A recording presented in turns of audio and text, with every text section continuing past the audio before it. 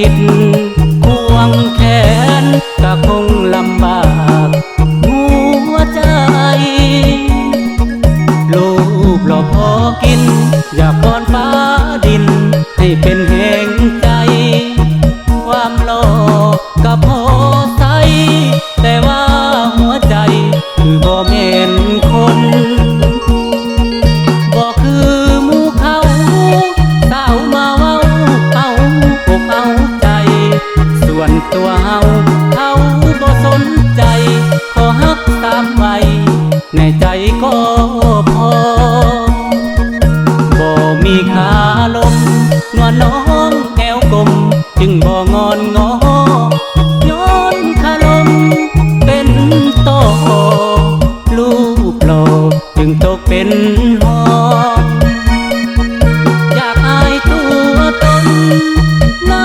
มนบ่สนบ่งอ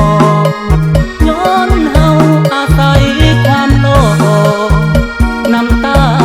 จึงท่อลินไหล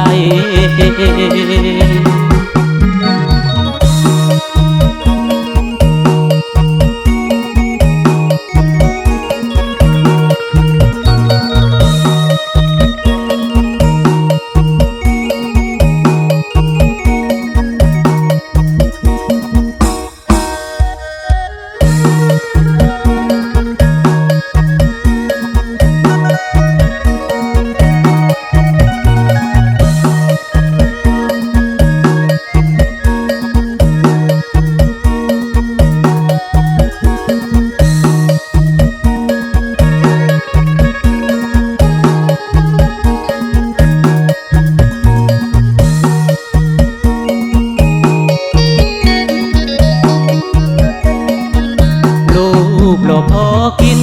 อยากวอนฟ้าดินให้เป็นแห่